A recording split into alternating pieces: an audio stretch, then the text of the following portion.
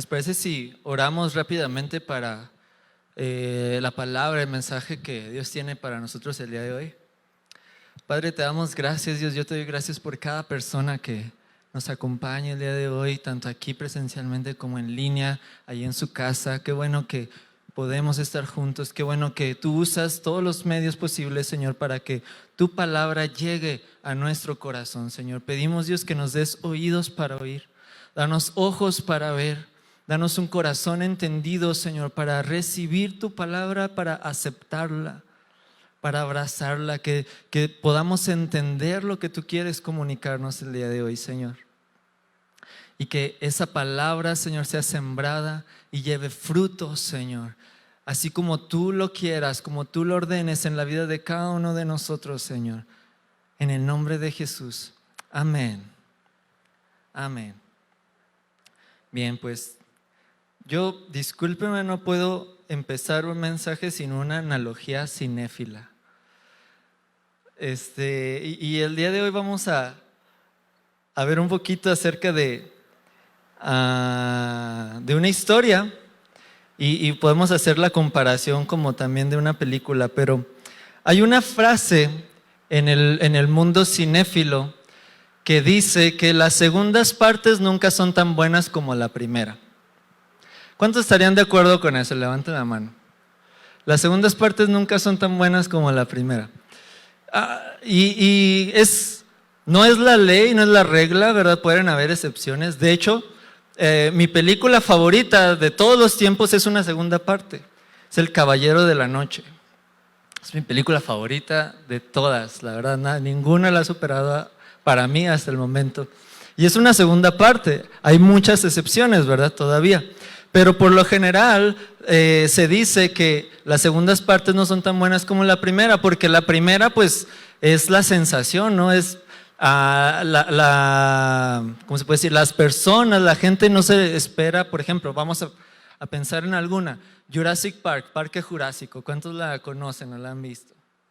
Híjole, nada más 2. No, pues era el único ejemplo que traía, ni modo. La primera película fue bueno, también ya es viejita, ¿verdad? A lo mejor puede que los más jóvenes no la conozcan tanto, pero fue un éxito. ¿Por qué? Porque era la primera vez que podías ver en el cine a dinosaurios que parecieran realmente reales. Era la primera vez. Y ahorita pues ya te das cuenta de que es un robot o que son efectos y todo, ¿no? Pero tuvo tanto éxito esta película que obviamente los productores pues no dudaron en sacar la segunda parte y todo, pero la segunda ya no estuvo tan buena en cuanto a la historia, ¿sí? Y por eso es que es un ejemplo nada más de cómo las segundas partes por lo general no son tan buenas como las primeras. Y cuando nosotros empezamos este año, el pastor empezó compartiéndonos acerca de Hechos. Empezamos a estudiar el libro de Hechos. ¿Cuántos se acuerdan? Que hemos visto algunas cosas acerca del libro de Hechos.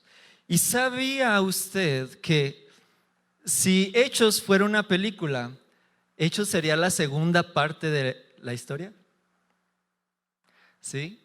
Si Hechos fuera una película, Hechos sería la secuela, la segunda parte de la historia. Y de hecho porque está dirigida por el mismo director.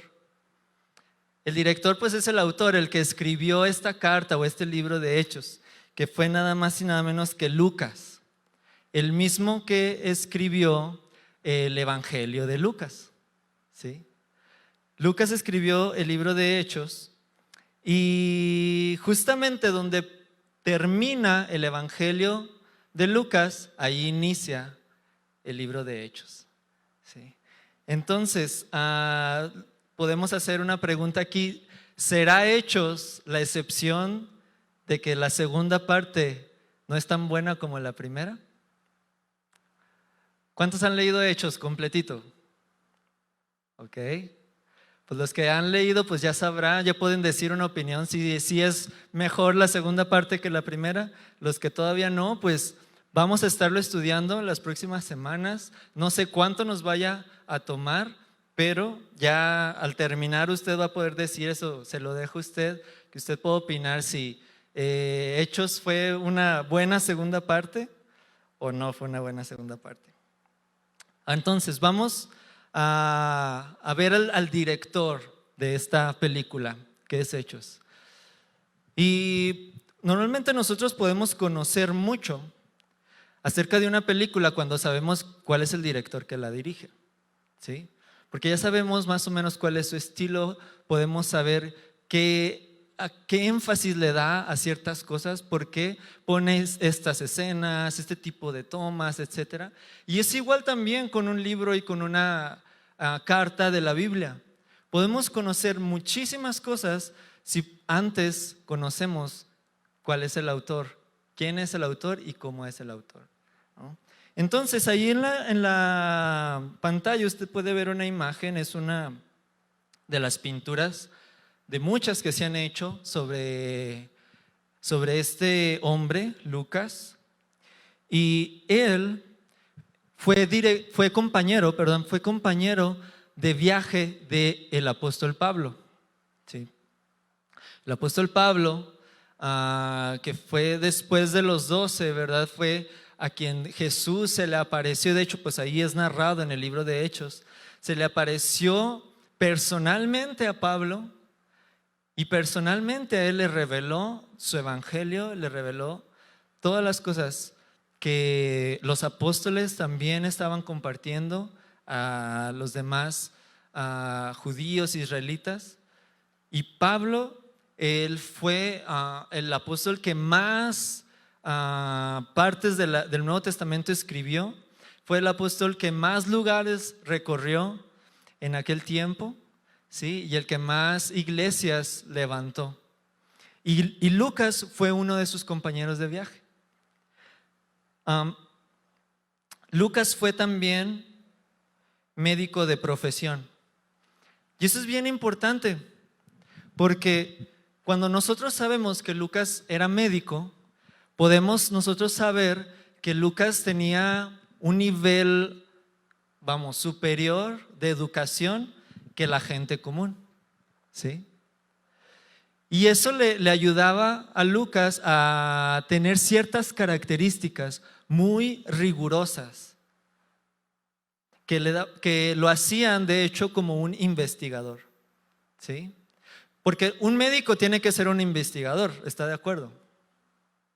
Un médico tiene que tener cierta habilidad de investigador para poder conocer acerca de todas las enfermedades, de todo lo que tiene que conocer para su área profesional. Tiene que investigar o tiene que hacerse de investigaciones que otros han hecho. Y Lucas estaba entrenado en eso. Lucas no era una persona ignorante, Lucas era una persona letrada, Lucas era una persona intelectual, ¿sí? Y Lucas era una persona que por su misma educación estaba acostumbrado a buscar las pruebas,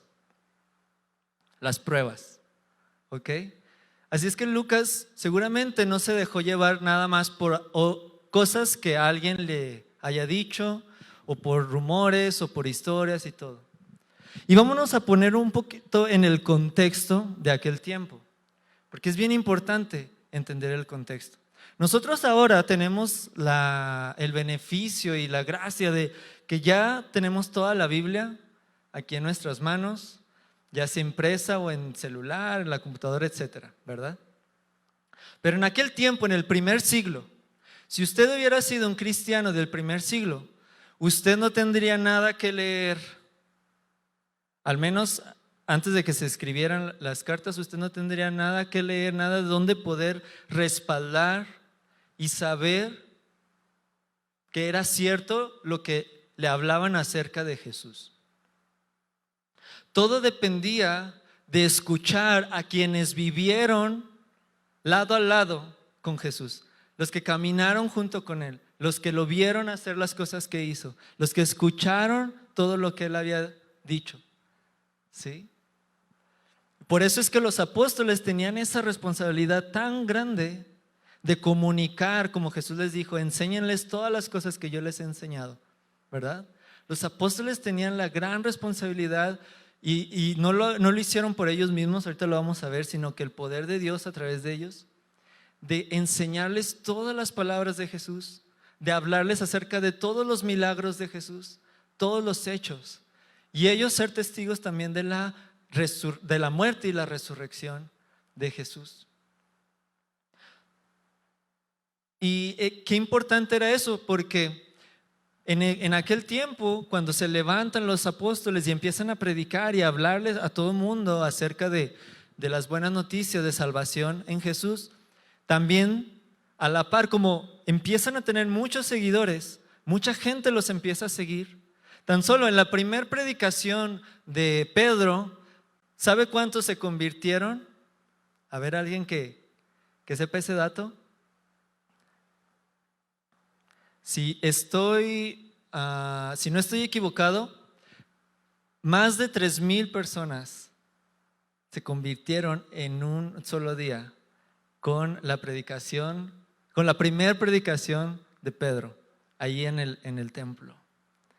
Imagínense, o sea, 3,000 personas, ¿cuánto sería? ¿Cuántos auditorios como este serían? ¿No? Y mucha gente empezó a convertirse en seguidor de Jesús. Entonces todos aquellos que veían, no, Jesús es popular, ¿verdad? Jesús es la moda. Y todos aquellos que con un mal corazón querían fama, querían reconocimiento, querían seguidores y todo, empiezan a hablar acerca de Jesús, pero otras cosas que no eran ciertas. Y empiezan a inventar un montón de cosas, ¿sí? Y empiezan a hacer su propia doctrina, su propia enseñanza acerca de Jesús. Por ejemplo, una de ellas que yo puedo recordar ahorita es que Jesús no es cierto que había venido aquí como hombre, como ser humano, sino que era un espíritu, y que como espíritu se había aparecido a los apóstoles y había enseñado y todo. Imagínense. Y gente les creía. ¿Por qué? Porque no había nada que respaldara que era lo verdadero, ¿verdad? Las reales enseñanzas y doctrinas de Jesús a sus discípulos. Entonces el papel de Lucas fue tan importante. Él sabía que y yo creo, o sea, él pudo percibir el llamado de Dios sobre su vida, ¿verdad? De que aunque él no había sido uno de los 12, aunque él no había estado ahí con Jesús, porque a veces pensamos que Lucas era un apóstol, ¿no? Como vemos que algunos apóstoles escribieron los evangelios y todo, o cartas y así, pensamos, Lucas era un apóstol. No, Lucas no era un apóstol. Lucas no fue uno de los que andaban ahí con Jesús. No sabemos si a lo mejor él fue testigo ocular de algo, ¿verdad? A lo mejor, probablemente, no sabemos tampoco la edad, pero tal vez era adolescente cuando Jesús andaba predicando, o un adulto joven, no lo sabemos. Tal vez él llegó a escuchar, porque pues era contemporáneo de Pablo, y Pablo pues era un joven cuando Jesús había muerto y resucitado, ¿sí? Y Lucas probablemente escuchó algo, pero él no estuvo ahí, ¿no? Pero él sí estuvo con Pablo, y él sabía todo lo que Pablo enseñaba. Él probablemente también escuchó lo que los apóstoles enseñaban. Y imagínense, al ver que otros falsos maestros estaban enseñando cosas equivocadas a la gente, pues había una responsabilidad de poderles llevar realmente la enseñanza correcta, ¿sí? Y Lucas emprende este proyecto de escribir la primera parte de la historia, que es el Evangelio, ¿verdad? La vida de Jesús. Y él muy seguramente fue con María, la madre de Jesús, y la empezó a entrevistar y investigó con los apóstoles, con muchas personas. El Evangelio de Lucas se caracteriza mucho por dar hechos muy concretos, cosas que pasaron así, muy concretas. Y eso fue la primera parte. Y luego ya en la segunda parte narrar sobre todo lo que habían hecho los apóstoles y Pablo, con quien él había estado. Entonces, híjole, se ve un poquito pequeña la letra, ¿verdad?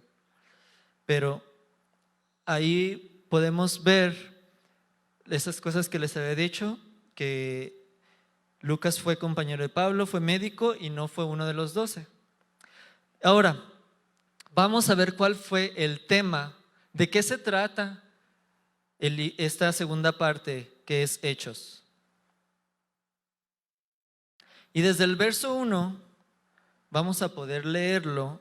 Si usted, no recuerdo si lo puse ahí en la presentación, pero si usted trae su Biblia, puede abrirla y acompañarnos al verso 1 de Hechos.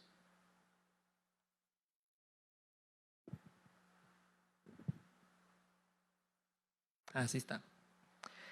Y bueno, en esta versión dice así: el primer relato que escribí, Teófilo era quien le estaba escribiendo tanto el Evangelio de Lucas como el libro de Hechos. Trató, el primer relato, o sea, el Evangelio, trató de todo lo que Jesús comenzó a hacer y a enseñar. Y aquí nos está básicamente queriendo decir que si la primera parte se trató de todo lo que Jesús comenzó a hacer y a enseñar, nos está diciendo que esta segunda parte del libro de Hechos se va a tratar de todo lo que, pasamos a la siguiente, de todo lo que Jesús continuó haciendo y enseñando. ¿Sí? Hechos se trata de todo lo que Jesús continuó haciendo y enseñando, ya fuera Él directamente, porque como les decía, al principio narra cómo Jesús está ahí con sus discípulos y después se le aparece el mismo a Pablo y todo, tanto directamente como a través del Espíritu Santo. Y vamos a poder ver eso en todo Hechos, cómo Jesús es el protagonista de la historia. Aunque el libro se llama Hechos de los Apóstoles y nosotros pudiéramos pensar, pues los protagonistas, ¿verdad? Los que están ahí marcando el rumbo de la historia son los apóstoles. En realidad no. En realidad quien va marcando el rumbo en todo el libro de Hechos y que incluso va unificando toda la historia de principio a fin es Jesús. Jesús es el protagonista. Jesús es el personaje principal de todo el libro de Hechos.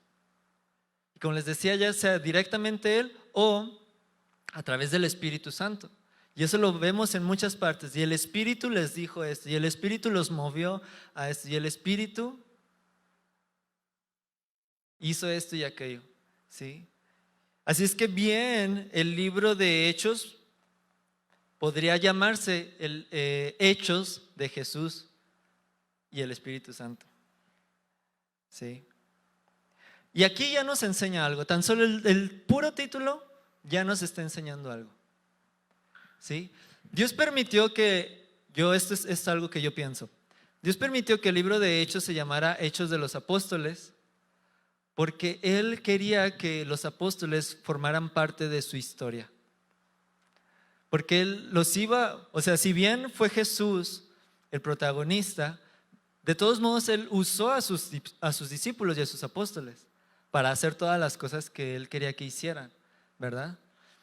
Entonces Él quería que fueran parte de su historia, así como también Dios quiere que nosotros seamos parte de su historia. Dios te quiere usar a ti, Dios me quiere usar a mí, Dios nos quiere usar a todos para traer su reino a este mundo. ¿Sí? Y Dios quiere que seamos parte de su historia, pero Jesús debe ser el héroe de nuestra historia. ¿Sí? Jesús debe ser el héroe de nuestra historia. Muy contrario a lo que el mundo nos enseña, ¿verdad? ¿Por qué? Porque en el mundo nosotros escuchamos donde sea, en pláticas, con amigos que no son cristianos, en la tele, en la música, en el cine, donde sea, escuchamos: sé tú el héroe de tu historia, sé tú el protagonista, sé tú el capitán de tu vida, ¿sí o no? O a veces lo escuchamos de otra manera: tú haz lo que tu corazón te diga. Lo que tu corazón te dicte, tú hazlo, tú ve tras ello, ¿verdad? ¿Cuántas veces no escuchamos decir: tú déjate guiar por tu corazón? Y se oye así como que hasta muy, ¿verdad? Órale, qué chido. La Biblia nos enseña que sí podemos dejarnos guiar por nuestro corazón, pero si nuestro corazón, nosotros mismos somos el capitán de nuestro barco, nos vamos a perder en la inmensidad de todo el caos que es este mundo. O nos vamos a perder o vamos a naufragar por causa del pecado. ¿Sí? Nosotros no tenemos la capacidad, no somos aptos para ser los capitanes de nuestro propio barco. Ninguno de nosotros tenemos la habilidad y el poder de ser los héroes de nuestra propia historia. Más bien podemos ser los villanos. Fácil. Se lo aseguro. O los compinches del villano. Pero no podemos ser el héroe de nuestra historia. Pero esa es otra predicación. Y con el título pues nos enseña eso, ¿verdad? Jesús es el principal en esta historia de hechos y quiere ser el principal también en nuestra vida. Ahora vámonos a lo que es el capítulo 1. No lo vamos a ver todo, nada más la primera parte, que es la introducción. A partir del verso 1 hasta el verso 11 es la introducción del libro de Hechos. ¿Ok? Y nosotros podemos leer en el verso, me parece que ahí lo teníamos, en el verso 2. Vamos a leerlo. Y dice, en el verso 1 decía, ¿verdad? Todo lo que Jesús comenzó a hacer y a enseñar, y luego en el verso 2 continúa diciendo, hasta el día en que fue recibido arriba, después de que por el Espíritu Santo había dado instrucciones a los apóstoles que había escogido. Ahora sí vamos a la que sigue. Y aquí podemos ver muchas cosas. Primero, que Jesús dio instrucciones por el Espíritu Santo a sus apóstoles que había escogido. Aquí nos está diciendo que Jesús, aún siendo Dios, siendo hombre y siendo Dios completamente, ¿verdad? Después de haber resucitado, de haber entregado su vida en la cruz para el perdón de nuestros pecados, para la salvación de todo aquel que cree en Él, y habiendo resucitado para demostrar que ahora Él tiene poder sobre la vida y sobre la muerte, se aparece a sus discípulos y les da instrucciones por medio del Espíritu Santo. ¿Esto por qué lo dice? ¿Por qué lo señala? Es bien importante. ¿Por qué? Porque Jesús, Él al dar instrucciones a sus discípulos por medio del Espíritu Santo, nos está diciendo cómo hay una unidad entre Él y el Padre por medio del Espíritu Santo. Nos está hablando de la Trinidad aquí. Jesús, en comunión con el Espíritu Santo, conoce cuál es la voluntad del Padre, porque Él siempre dijo, yo no les hablo de lo mío, sino de lo que escucho al Padre hablar, ¿verdad? Y eso era a través del Espíritu Santo, en perfecta unidad los tres. Y Él les daba instrucciones de lo que el Padre quería que supieran a ellos por medio del Espíritu Santo. Esa es la primera. Y la segunda, ¿por qué es importante esto? Porque Jesús no iba a estar con ellos siempre, aunque había resucitado, Él ya tiene, Él vive para siempre. Él no iba a quedarse para siempre con sus discípulos. Él se iba a ir. Y ahorita lo vamos a leer. Y los discípulos necesitaban saber que así como Él les había dado instrucciones por medio del Espíritu Santo, sería el Espíritu Santo también quien les daría instrucciones a ellos para saber cómo vivir las cosas que Jesús les había enseñado. Cómo enseñar a otros eso mismo.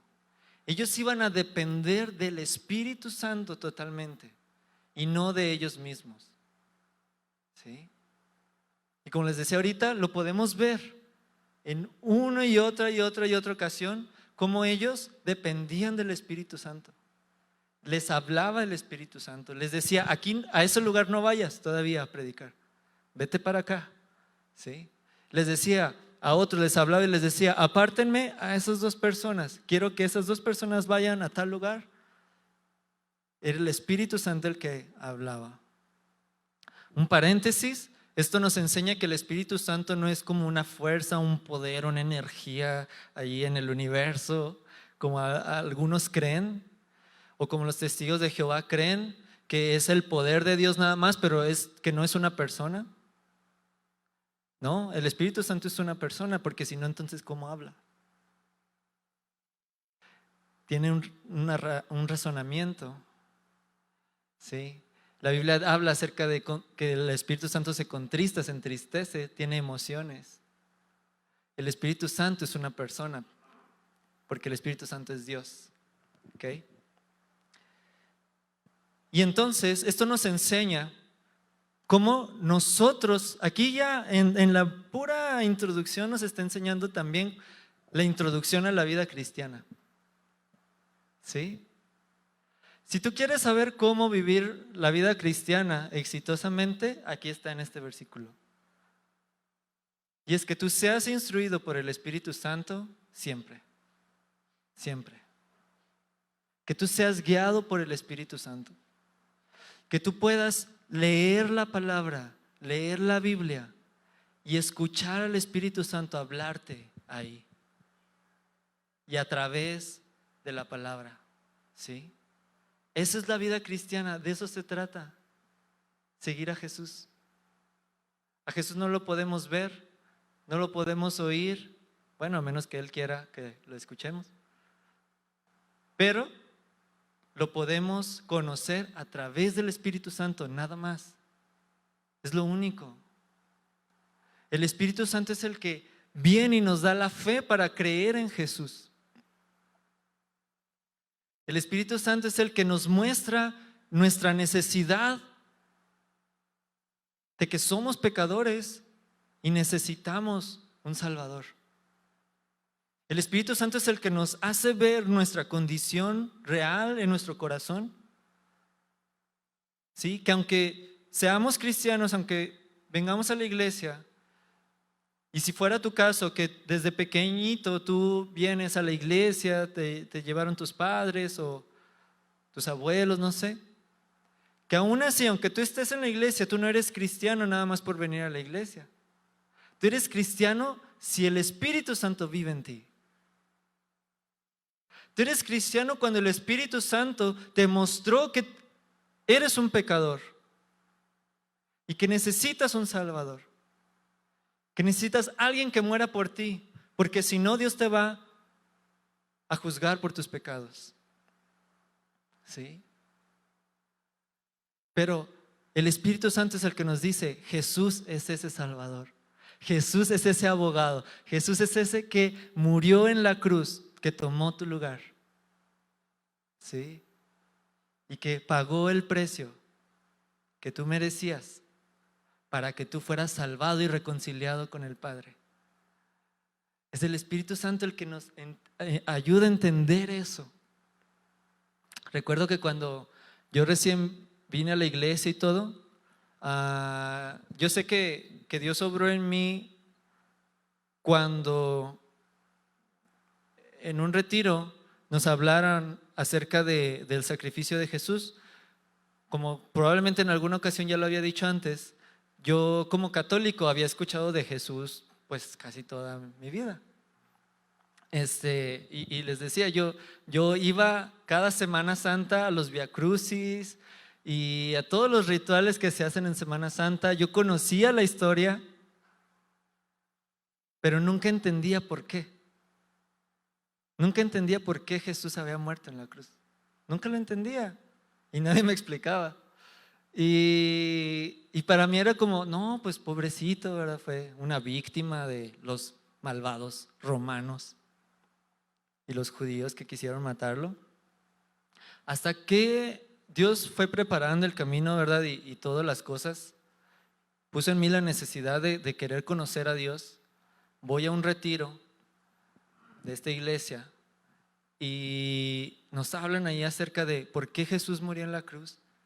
Y wow, o sea, se abrió todo aquello que estaba escondido, se quitó la cortina y entendí por qué había sido, ¿no? Y yo sé que no fue mi inteligencia, ni tampoco la habilidad, aunque eran muy buenos maestros los que estaban enseñando en el retiro, pero no fui ni yo ni fue él, fue el Espíritu Santo el que iluminó mi entendimiento para que yo pudiera saber que Jesús no solamente había muerto, sino que había muerto por mí, que murió por nosotros, por cada uno que creamos en Él y poder recibir ese amor. Entonces, es el Espíritu Santo el que va a dirigir toda tu vida. Dice la palabra en Romanos que los que son hijos de Dios son dirigidos, son guiados por el Espíritu Santo. ¿Cómo sabes si tú eres un hijo o una hija de Dios? Si tú eres guiado por el Espíritu Santo. ¿Sí? Si tú puedes ser guiado a través de la palabra. No, a veces nos imaginamos muchas cosas, ¿no? Y queremos que sea como de una manera muy mística, muy sobrenatural. Obviamente es algo sobrenatural, pero a veces queremos así como de que casi que Dios nos despierte en la mañana. Hijo, levántate a orar, ¿verdad? Y lee la Biblia y cosas por el estilo. Y me acuerdo que yo sí tenía muchas ideas muy equivocadas y no. Si tú lees algo, si tú escuchas algo que de la palabra y puedes percibir que Dios te está hablando, que esa palabra es para ti, es el Espíritu Santo el que te está hablando. ¿Sí? Es el Espíritu Santo el que te está guiando y te está diciendo que hagas algo, o te está diciendo que creas en algo, o te está diciendo que confíes. Puede decirte muchas cosas, pero es el Espíritu Santo el que te está hablando a través de la palabra. Y si tú eres un hijo de Dios, tú vas a ser guiado por el Espíritu Santo y tú puedes confiar que Él te quiere guiar y que Él te va a guiar, y tú puedes orar y pedirle: Espíritu Santo, guíame, déjame escucharte, déjame saber qué es lo que tú quieres que yo haga, que yo sepa, que yo crea, que yo entienda, ¿sí? Y el Espíritu Santo lo va a hacer. Y luego dice que que Jesús dio instrucciones por el Espíritu Santo a sus apóstoles escogidos. Y nosotros no somos apóstoles. Los apóstoles nada más fueron los 12 apóstoles y ya. Yo sé que hay personas que se autonombran apóstoles y discúlpenme, pero eso no es bíblico. La Biblia nos enseña que solamente estos apóstoles fueron los apóstoles y nosotros somos discípulos de Jesús.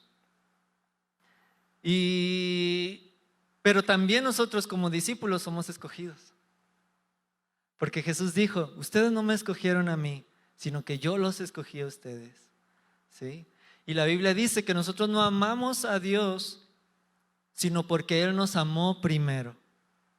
Entonces, si en ti hay amor hacia Dios, si en ti se despierta un amor hacia Dios, un querer conocer a Dios, querer conocer a Jesús, amarlo, seguirlo, escucharlo, es porque Dios te ha escogido y te ha dado de su amor para que tú puedas hacerlo.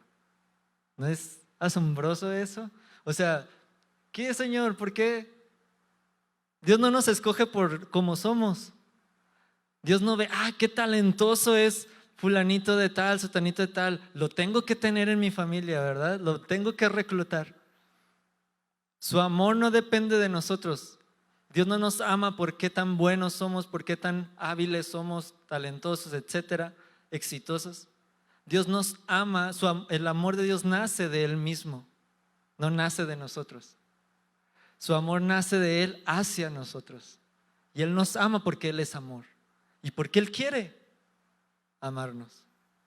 Y así también nos escoge. No nos escoge porque Él ya sabía que lo íbamos a seguir. Nos escoge porque Él quiso. ¿Sí? Simplemente porque Él quiso. Porque no había nada en nosotros para que Él quisiera escogernos. Al contrario. Y así como escogió a los apóstoles, también escoge a cada persona, a cada discípulo que crea en Él. Y luego vamos al versículo 3.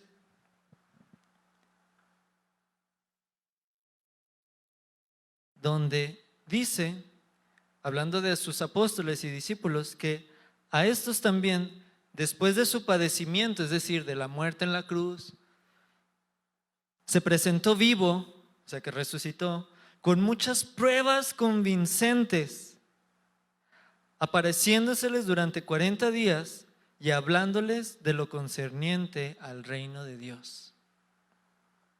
Eso está en el verso 3. Y me llama mucho la atención cómo dice Lucas que Jesús se apareció vivo a sus discípulos con muchas pruebas convincentes. ¿Cuántos han escuchado que no es cierto que Jesús resucitó? Wow. Necesita juntarse con más ateos. Es muy, muy, muy popular la idea de que Jesús, dicen, es un cuento, Jesús no. Para empezar, algunos dicen que Jesús no existió. Hay pruebas históricas. No hay, de hecho, ateos mismos les dicen a otros ateos, no nos avergüencen por favor diciendo que Jesús no existió porque hay pruebas, o sea, es real, Jesús sí existió, o sea, no, eso no es sustentado por un argumento válido, ¿no? Pero y luego, bueno, ok, sí existió, pero no resucitó, ¿verdad? Porque si resucitó, entonces todo lo que Jesús dijo es verdad. Si Jesús resucitó, todo lo que la Biblia dice es verdad. Por eso es que muchos se empeñan en, no es cierto la resurrección, ¿cómo es posible? Y hay un montón de teorías y todo, pero ninguna se puede sostener. No hay ninguna explicación de las que dan para decir que no es cierto que Jesús resucitó. Todo nos lleva a las pruebas convincentes, ¿verdad? Que Jesús se apareció a sus discípulos, se apareció a más de 400 personas. Nos dice más adelante, nos explica. ¿Sí? Con pruebas convincentes, dice, Él comió con ellos, es decir, si hubiera sido el espíritu nada más de Jesús, ¿verdad? Pues un espíritu no come. Jesús resucitó, comió con ellos, les dijo, puedes tocarme, ¿verdad? Puedes meter tu dedo en mis heridas. Él estuvo ahí con ellos, había muchas pruebas convincentes de que Jesús había resucitado, ¿sí? Qué importante es eso. Y luego, en el verso 4, ahí mismo en el verso 3 dice que se les apareció y luego durante 40 días les estuvo hablando lo concerniente al reino de Dios. ¿Sí? 40 días, imagínense. 40 días Jesús resucitado y los apóstoles y los discípulos escuchándolo hablar acerca del reino de Dios. Lo que tanto anhelaba el pueblo de Israel. Tanto anhelaba que por fin ellos pudieran ser libres de la opresión de sus enemigos y que viniera el reino de Dios a sus vidas. Y Jesús aquí, yo creo, les empezó a enseñar todo lo que no habían entendido en los 3 años que habían estado con Él, ¿verdad? Que el reino de Dios iba a venir a hacerlos libres, pero primero los iba a hacer libres de su pecado. El reino de Dios iba a venir primero de una manera espiritual al interior del ser humano, antes que venir en lo físico y a gobernar y a derrotar a todos los enemigos de su pueblo. El reino de Dios iba a venir primero a conquistar el corazón del hombre. El reino de Dios iba a venir primero a librarlo y salvarlo del pecado que habita en nuestra naturaleza humana. Porque es el pecado el que nos hace esclavos y que nos exilia del reino. ¿Sí? Por eso Jesús dijo, todo el que quiera entrar al reino de Dios tiene que nacer de nuevo. Y esa es la entrada al reino de Dios. Y yo me imagino a Jesús explicándoles, miren, esto es a lo que me refería cuando les decía, les enseñaba, y los apóstoles, ¿verdad? Y enseñándoles cómo era realmente el reino de Dios y cómo iba a venir a ser instaurado en este mundo, o restaurado, mejor dicho, en este mundo. Y eso se conecta mucho con el Evangelio de Lucas, porque el Evangelio de Lucas se trata todo de eso. Jesús enseñándole a la gente que Él es el encargado de traer el reino de Dios de nuevo al mundo. ¿Sí? Él es el encargado de traer el reino de Dios de nuevo al mundo, y que empezó con ellos, con su pueblo, con Israel, enseñándoles que lo siguieran, que creyeran en Él, que lo conocieran, que supieran que Él era el Mesías, que Él era el Salvador, que Él era el Rey. Y termina con su muerte y resurrección, y ahí es donde Jesús es coronado como Rey, al dar su vida en la cruz por nosotros y al resucitar. Y después, vámonos hasta el verso 8, para ir terminando esta introducción. Y ese verso 8, ahí está. Y dice, les está hablando, bueno, de hecho en el verso 7, los todavía un poquito de tercos, ¿verdad? Pero bueno, o sea, se entiende porque el Imperio Romano, o sea, Jesús había resucitado y todo, pero el Imperio Romano seguía ahí. Y seguía teniendo como súbditos al pueblo de Israel, ¿no? Y entonces los apóstoles le preguntan a Jesús, Jesús, y en este mismo tiempo, ¿verdad? ¿Vas a venir y vas a restaurar el reino a Israel? Y Jesús les dice, miren, ustedes no se preocupen por eso todavía. Déjenles digo lo que es realmente importante. Y en el verso 8 dice, pero recibirán poder cuando el Espíritu Santo venga sobre ustedes, y me serán testigos en Jerusalén, en toda Judea y Samaria, y hasta los confines de la tierra. Sí. ¿Qué estaba diciéndoles Jesús? Les estaba diciendo, miren, yo sé que ustedes tienen dudas, tienen el deseo de que ya no quieren estar bajo el Imperio Romano, ¿verdad? Ya no quieren ser libres y todo. Pero déjenme les digo que lo más importante no es eso. Lo más importante es que ustedes reciban poder. Lo más importante no es cuándo va a venir ese reino aquí a la tierra. Lo más importante es que el poder del Espíritu Santo venga sobre ustedes. Eso es lo más importante. ¿Y cuántas personas, sobre todo pues los cristianos, no nos enfocamos muchas veces en eso? Híjole, por ejemplo, el año pasado, ¿cuántos no pensaron que ya el fin del mundo ya el próximo año ya el anticristo y todo, ¿no? O sea, porque vemos, digo, ahorita lo decimos así como un poquito de risa, pero en ese tiempo, o sea, al ver toda la cosa que estaba sucediendo, la pandemia a nivel mundial, todos ya estaban pensando que en las vacunas iba a venir el chip y todo eso, que es imposible, eso no puede suceder. No se tiene la tecnología necesaria para que en una vacuna te puedan meter un chip, hasta donde he escuchado. Pero nos viene a la mente mucho eso, ¿no? ¿Cuándo va a ser el fin de los tiempos? ¿Cuándo va a ser el fin del mundo? Y ya estamos buscando y vemos cuántos videos en YouTube hay, ¿no? De todo eso. Y es importante, es bueno saberlo. No digo que está mal ni nada. Pero aquí los apóstoles estaban igual que nosotros. Oye, Señor, ¿y cuándo? ¿Cuándo va a ser el fin, no? ¿Cuándo vas a venir y todo? Y Jesús les dijo, pues espérense, tranquis. A ustedes no les corresponde saber el tiempo, pero hay algo que sí les corresponde, y es que ustedes tengan el poder del Espíritu Santo en su vida, porque es el poder del Espíritu Santo el que los va a ayudar a traer el reino aquí. ¿Sí? Ustedes no se preocupen de cuando venga Dios y traiga su justicia y todo lo demás. Ustedes preocúpense porque tengan el poder del Espíritu Santo. Y lo mismo nos está diciendo a nosotros el día de hoy.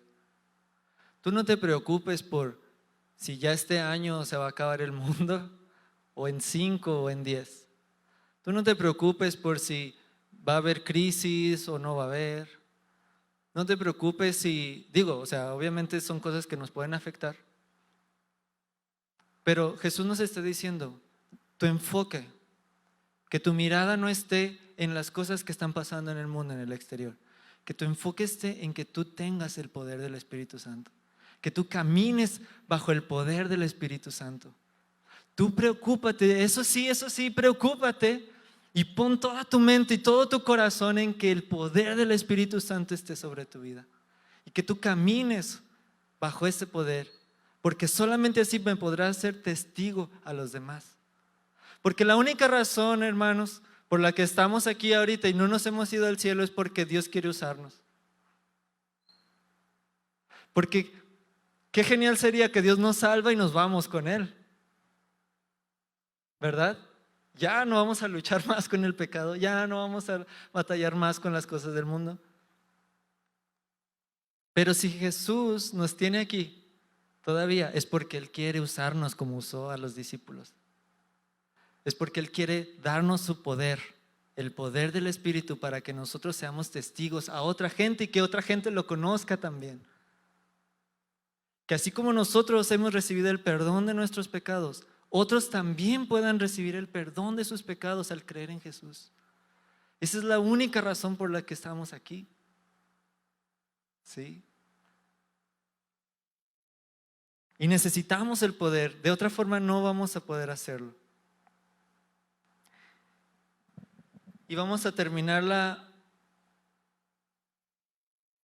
la introducción con el versículo 11. Porque después de que Jesús les dice, ¿verdad? Y que ustedes estén confiados en esta promesa, que el Espíritu Santo va a venir sobre ustedes y van a ser testigos. Y en cuanto les dice eso, dice Lucas que Jesús es levantado y empieza a subir hacia el cielo. Qué impresionante, ¿verdad? Imagino. Y los apóstoles están viéndolo cómo se va hacia las nubes. Y de hecho esta es una figura que en el libro de Daniel, el profeta Daniel, capítulo 7, hace ver cuando Daniel tiene una visión y les dice acerca del Mesías, está hablando acerca del Mesías y dice, el Mesías está sobre las nubes, en el cielo. Entonces cuando Jesús es elevado hacia las nubes es como mostrándoles, este es ese Mesías, ¿sí? Que así como lo ven que está subiendo hacia las nubes, así va a regresar. Y de hecho unos ángeles se aparecen ahí junto con los apóstoles y les dice, porque yo imagino los apóstoles se quedaron así, ¿verdad? Y de repente les dice lo que dice ahí, Galileos, ellos eran de Galilea. Y les dice, Galileos, ¿por qué están mirando al cielo? Así como que ya, o sea, no va a regresar todavía, ya que tanto están viendo, ¿verdad? Y les dice, porque este mismo Jesús que ha sido tomado de ustedes al cielo, de la misma manera vendrá, tal como le han visto ir al cielo. ¿Sí? Y esa es la esperanza que todo cristiano debemos de tener. De que ya sea que estemos vivos todavía o que resucitemos para poder verlo, Jesús va a venir. Jesús va a venir. Jesús va a regresar. Este mundo no es el fin. Lo que está pasando en este mundo y en esta vida no es el fin. Jesús va a venir. Jesús va a volver. Y así como subió al cielo, así va a regresar también. Y de hecho se va a traer al cielo junto con Él aquí a la tierra. Va a unir el cielo y la tierra y va a traer su reino, ahora sí, completa y totalmente entre nosotros. Y dice la Biblia que todos los que creemos en Él vamos a reinar juntamente con Él. Y esa es la promesa. ¿Se fija? Esta sola introducción de Hechos ya nos da todas las claves que necesitamos para nuestra vida cristiana. ¿Sí? Primero, que nosotros necesitamos conocer a Jesús, ¿verdad? Cuando dices todas estas cosas que te he enseñado acerca de lo que Jesús hizo y dijo, si tú no las conoces, tú necesitas conocerlas. ¿Sí?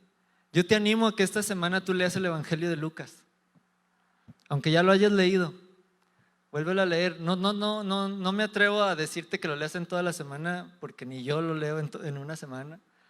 No, yo soy medio lento para leer, la verdad. Pero empiézalo a leer. Te quiero proponer ese reto.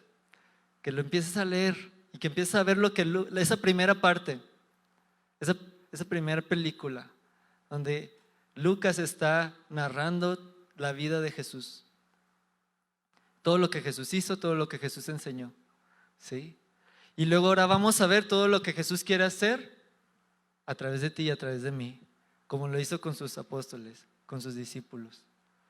Entonces, primero tú necesitas creer en Jesús. Para poder creer en Jesús tú necesitas al Espíritu Santo.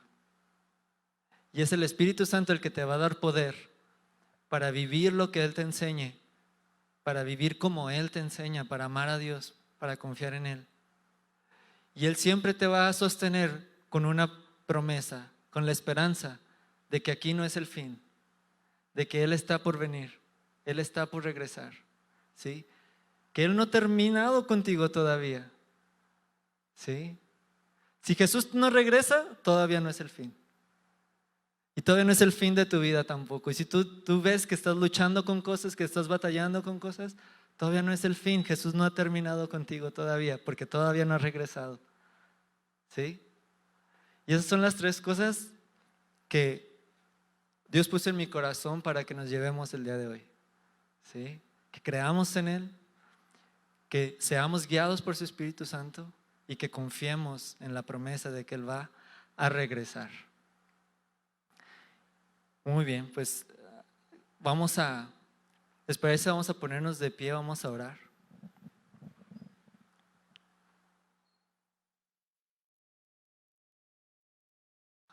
Puedes pasar.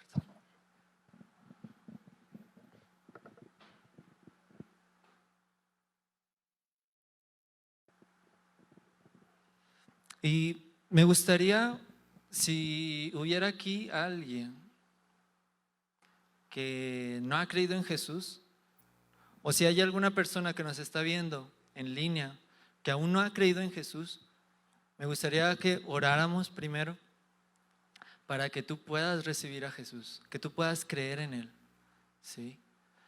Que podamos hacer esta oración donde tú le pidas que le quieres conocer, que quieres conocer el perdón de tus pecados. Amén. Y que si tú te das cuenta de que Dios te está hablando, es porque Dios quiere que le conozcas. Así es que vamos a orar todos y tú, si tú quieres hacer esta oración, puedes hacerla junto con nosotros. Gracias, Padre, por ese día. Gracias por hablarme. Yo te doy gracias por mostrarme mi necesidad de Jesús. Yo te pido que me permitas conocerlo. Yo te pido que el amor de Jesús venga a mi vida. Que me muestres la necesidad del perdón de mis pecados y de arrepentirme, de dar un giro a mi vida, de no seguir por donde iba, sino voltear y mirar hacia Dios, mirar hacia Jesús y caminar hacia Él. Dios, perdóname. Dios, ven, ayúdame. Derrama tu Espíritu Santo sobre mí y permíteme creer en Jesús. Permíteme saber que soy perdonado de mis pecados, que soy limpiado con la sangre que Él derramó en la cruz y que puedo tener una vida nueva a través de Él. Gracias, Dios, por Jesús. Amén. Ahora quiero orar por cada uno de ustedes, hermano. Vamos a orar y vamos a pedirle a Dios que cualquier cosa que te haya hablado a ti hoy, ya sea acerca de creer, de confiar, de ser guiado por el Espíritu Santo, de tener una esperanza en Él, tú puedas pedírselo ahí con tus propias palabras y Dios obre. Y ahorita Él infunda aliento en nuestro corazón, infunda fortaleza en nuestra vida. Padre, oramos, Señor, por cada uno de nosotros. Te pedimos, Dios, que derrames tu Espíritu Santo, Señor. Si creemos en ti, ya lo has hecho. Si ya creemos en ti, si sabemos que somos hijos tuyos, ya tu Espíritu Santo vive en nosotros. Y te damos gracias porque tu Espíritu Santo vive dentro de nosotros. Gracias, gracias, Padre. Señor, sabemos que muchas veces batallamos para ser guiados por ti. Batallamos para escuchar al Espíritu Santo. Muchas veces nuestra voz o la voz del mundo, la voz de otras personas son más fuertes y no nos dejan escucharte. Pero, Señor, te pedimos, Dios, que vengas tú, que intervengas tú con tu poder, que calles esas voces. Calla esas voces, Dios, en el nombre de Jesús. Que pierdan su poder. Toda mentira del enemigo pierda su poder. Toda mentira del enemigo sea descubierta y sea frustrada. Y que la verdad, tu verdad, Dios, la verdad de tu palabra, Señor, venga y se ponga en nuestra mente, en nuestro corazón. Cualquier mentira que hemos estado creyendo, cualquier mentira que hemos estado siguiendo, que no nos ha permitido ser guiados por ti, Señor, ven y muéstranosla. Y ven y rómpela en el nombre de Jesús. Y que sea tu poder el que venga y que nos hable tu verdad. Háblanos tu verdad, Señor. Guíanos en tu verdad. Límpianos en tu verdad. Limpia nuestro corazón en tu verdad. Queremos conocerte a ti. Queremos conocer tu reino. Queremos vivir en tu reino. Queremos ser usados para traer tu reino aquí, Señor. En el nombre de Jesús te lo pedimos. Y llena nuestro corazón con la esperanza de que tú vas a regresar. Llena nuestro corazón con la esperanza de que tú vas a volver. Tú no has terminado con nosotros. La buena obra que has comenzado, tú la perfeccionarás en nuestra vida. Si estamos desanimados por cosas que hemos batallado, que hemos luchado, que creemos que no podemos vencer, Señor, ven. Yo te pido, Señor, infúndenos aliento con tu Espíritu Santo. Levántanos, danos fuerzas y danos la confianza de que tú no has terminado con nosotros. Tú no has terminado con nosotros. Aún hay más. Lo mejor está por venir porque tú estás por venir, Jesús. Creemos en ti, confiamos en ti, Señor. Sí, Señor, en el nombre de Jesús. En el nombre de Jesús. Vamos a cantar esto nada más, un pedacito para declarar nuestra confianza en Él, en su amor. Y tú me abrazas con tu amor, me abrazas con tu amor. Tu gracia me encontró, cambió mi corazón. Nada se puede comparar. Reinas por la eternidad. Me abrazas con tu amor, me abrazas con tu amor. Tu gracia me encontró, cambió mi corazón.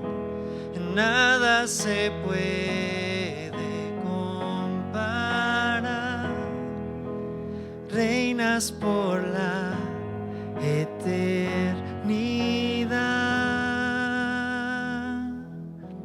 Amén. Amén. Tú reinas, Señor. Tú eres Rey, Jesús. Tú eres Rey, Jesús. Amén. Amén. Vamos a dar un aplauso a Jesús fuerte.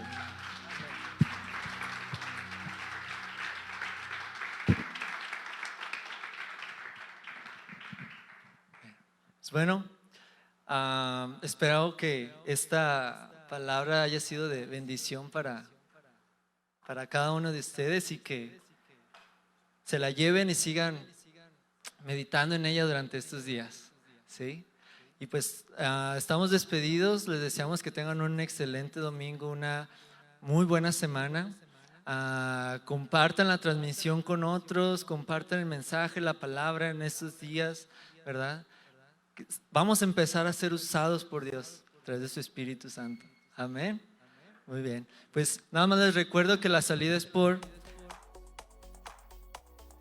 Y que si traen...